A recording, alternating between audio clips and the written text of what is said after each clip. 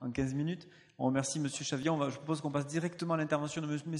Messager. On garde des questions pour la fin, parce que je pense qu'il y aura pas mal de recoupement entre les deux. Donc de manière complémentaire, M. Messager.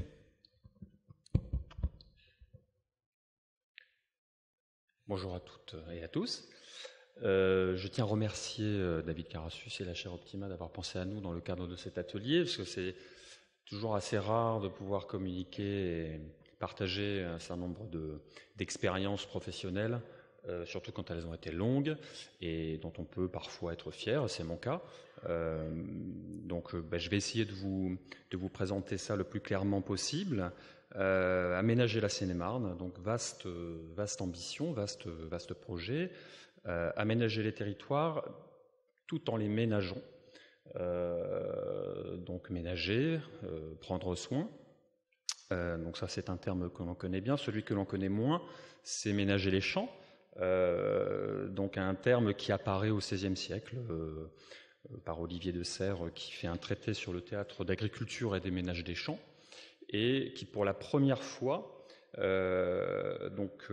propose d'étudier de manière scientifique des pratiques d'agriculture, tout en recherchant leur amélioration par l'expérimentation. Voilà, donc une petite entrée en matière pour rappeler que déjà au XVIe siècle, on se préoccupait de recherche et d'innovation. Alors, sur la démarche en elle-même, comme toutes les démarches stratégiques, elles s'inscrivent dans un contexte. Dans le cas du référentiel, un contexte stratégique à trois niveaux, donc un niveau francilien, métropolitain et départemental, avec les deux grands sujets qui sont encore aujourd'hui d'actualité, qui sont le Grand Paris et le schéma directeur de la région Île-de-France, notamment les enjeux qui sont liés aux pastilles d'urbanisation et aux 3 gares qui seront implantées en Seine-et-Marne et qui sont des gares de l'Arc Express du Grand Paris, et notamment donc les potentialités d'urbanisation qui en découlent. Et sur la Seine-et-Marne, on se rend compte encore aujourd'hui qu'elles sont évidemment majeures. Le projet de territoire départemental, rendu en 2010, qui est une vision départementale du territoire, qui a identifié un certain nombre d'enjeux prioritaires, dont l'aménagement du territoire et de nouvelles façons, de nouvelles pratiques en matière d'aménagement. Une solidarité territoriale et une mise en réseau qui trouvent aujourd'hui écho dans l'actualité, notamment donc, au travers de la loi qui est en deuxième lecture, je crois, de la nouvelle organisation du territoire républicain, et qui pourrait proposer au département d'accompagner l'ingénierie locale, notamment sur des territoires ruraux. Et puis Territoire 2040, que vous connaissez peut-être, qui est une prospective très ambitieuse de la DATAR, devenue depuis le Commissariat général à l'égalité des territoires, et qui proposait de développer et d'étudier des facteurs d'évolution des territoires. De ce point de vue, le référentiel pourrait en être une des déclinaisons opérationnelles. Et je vous invite, car je crois que la prospective est encore disponible sur leur site, à aller voir. Alors c'est une réflexion un peu stratosphérique, mais dont les contenus sont parfois assez innovants et très intéressants. En tout cas, ils posent énormément de questions d'actualité. Sur le référentiel en lui-même, avant de se lancer dans ce travail, qui a duré 3 ans, on s'est donné le temps, avec le prestataire qui nous a accompagnés, de nous poser les vraies questions en termes de cible et en termes de contenu. C'est-à-dire qu'on ne voulait pas tomber dans le piège du couteau suisse, à savoir on veut répondre à tout, on veut s'adresser à tout le monde, et à l'arrivée, on s'adresse à personne. Donc pourquoi, pour qui, comment? Des questions assez classiques, mais néanmoins nécessaires. Donc on s'est donné 3 mois quand même pour, en interne déjà, interroger l'ensemble des agents qui seront concernés par la démarche, mais aussi en externe, pour leur demander au juste qu'est-ce qu'ils attendaient de ce référentiel. Donc, on est arrivé à ces conclusions-là, donc aider à la conception de réponses nouvelles et qui prennent compte, et là c'est très important parce que ça a été le fil conducteur tout au long de la démarche, qui prennent compte des spécificités du territoire de Seine-et-Marne, qui soit finalement référentiel Seine-et-Marnais, qui puisse pas forcément s'appliquer sur d'autres territoires, pour qui, là très vite, on s'est focalisé sur les élus et leurs services, et bien évidemment, par ricochet, aux professionnels de l'aménagement qui travaillent aux côtés des collectivités. Donc on voulait un document à dimension technique, mais qui soit quand même avec un contenu pédagogique. Et comment? Une interpellation quant au mode de faire et des propositions de principes nouveaux et innovants pour aménager les territoires de Seine-et-Marne. Alors, le référentiel, qu'est-ce que c'est et surtout, qu'est-ce que ce n'est pas? Donc, vous pouvez prendre connaissance de ce qu'est réellement le référentiel. Donc, une aide à l'analyse de situations concrètes, un outil pédagogique, un rappel des documents disponibles, un ensemble de recommandations pratiques, une présentation des orientations d'aménagement souhaitées par le département, parce que ça reste néanmoins un référentiel qui est départemental, donc qui est un référentiel qui n'est pas le référentiel du territoire, une affirmation de nouveaux principes et une invitation à travailler ensemble, et c'est ça finalement le plus difficile. Ce que n'est pas le référentiel, c'est qu'on ne voulait pas tomber bien évidemment sur un mode d'emploi, sur un type de recette, qui finalement sort très souvent du contexte. Et surtout pas une déclinaison, pour le coup, du schéma directeur de la région Île-de-France. Alors,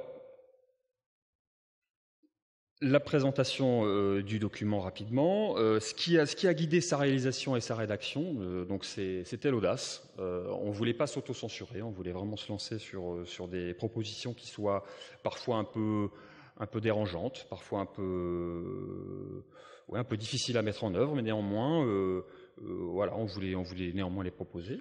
Bien sûr l'innovation, et c'est l'objet de cet atelier, et bousculer les anciennes conventions, surprendre.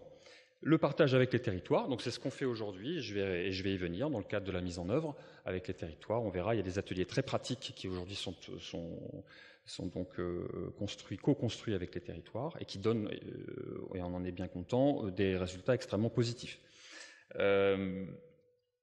Donc un chantier ouvert, dynamique, que l'on espère revisiter régulièrement pour lui donner toujours une actualité prégnante, car l'aménagement, ça va vite et les problématiques aujourd'hui évoluent énormément.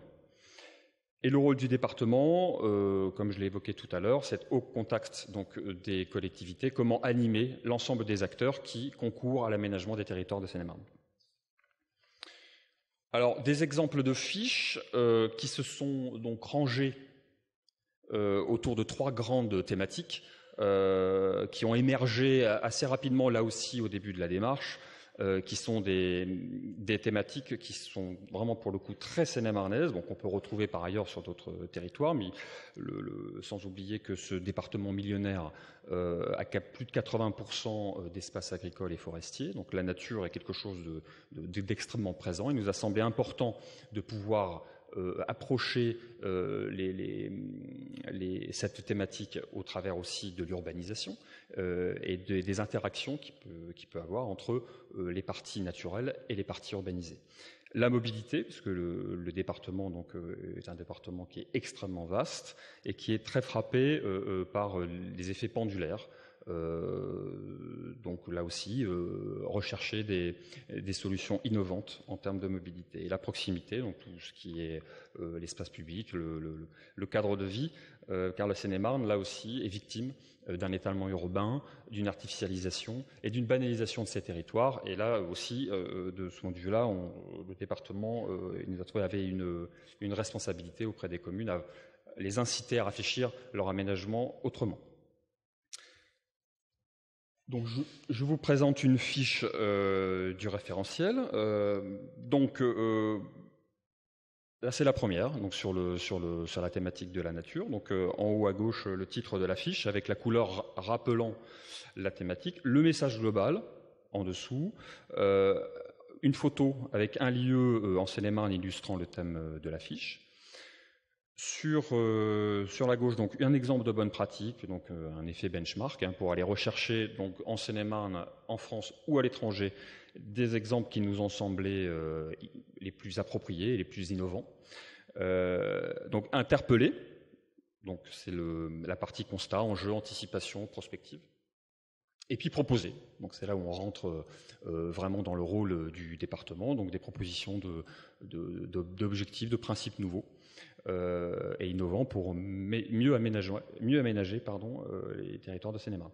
Et puis sur la page de droite, donc une illustration schématique d'une situation représentative du territoire de Seine-et-Marne, avec en drapeau des intentions et des pistes de projets proposées par le Conseil général.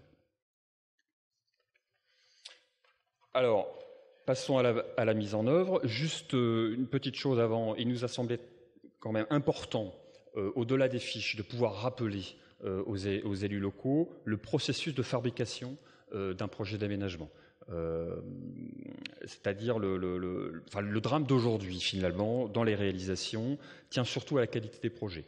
Donc, c'était rappelé qu'il y a un certain nombre de processus un peu incontournables pour réussir un projet d'aménagement. Donc, l'intérêt de bien construire la commande, donc avoir un maître d'ouvrage éclairé, de faire appel à une maîtrise d'œuvre qualifiée et adaptée, un architecte, un urbaniste, un paysagiste, de s'appuyer sur un diagnostic, parce qu'on ne part jamais de rien, de mettre les outils et les procédures au service du projet et de concerter avec les territoires et les partenaires. On ne travaille jamais seul, donc très souvent un maillon de la chaîne vient à manquer et compromet la qualité de l'ensemble. La mise en œuvre de l'expérimentation, la fameuse, qui aujourd'hui, donc on en est à la deuxième. Donc c'était comment illustrer, expérimenter le référentiel pour faire levier. Ça c'est quelque chose de très important, c'est que bon, c'est un bel ouvrage, il donne envie, mais à un moment on s'est dit comment faire pour alerter un certain nombre d'élus sur la démarche et leur donner l'envie. Donc on est allé chercher une équipe de maîtrise d'œuvre, on leur a mis le référentiel dans les mains, on leur dit voilà, qu'est-ce que vous en pensez, qu'est-ce qu'on pourrait en faire. Donc a émergé très rapidement donc le workshop, l'atelier participatif, qui a été réalisé sur 2 communes aujourd'hui en Seine-et-Marne, qui est en fait sur un temps très très court la réalisation d'un petit diagnostic où on va finalement au contact des habitants, on part évidemment sur la commune, mais on va rechercher la parole locale, comment les habitants vivent leur territoire, comment ils auraient finalement quelque chose à nous dire sur ce territoire, sur son évolution et sur ses caractéristiques. Et puis on a par ailleurs la vision locale politique, avec un certain nombre de projets qui sont déjà en cours. On croise le tout avec le référentiel, les problématiques du référentiel, et on fait émerger 2-3 enjeux très concrets que l'on présente ensuite en réunion publique. Donc c'est une expérience alors déjà qui est très rapide, donc du coup les personnes qui sont mobilisées très très vite voient le résultat de leur mobilisation, donc c'est vrai que c'est quelque chose qui pour le coup réussit assez bien, parce que les gens s'approprient les résultats, et d'un point de vue politique également, on voit très rapidement un élu qui est à l'écoute et qui s'apprête, pour le coup, après ce travail, à réviser un PLU, à mettre en œuvre un certain nombre de projets. Alors évidemment, on a peu de recul aujourd'hui, mais en tout cas, le résultat donne entière satisfaction. Donc ça, c'est une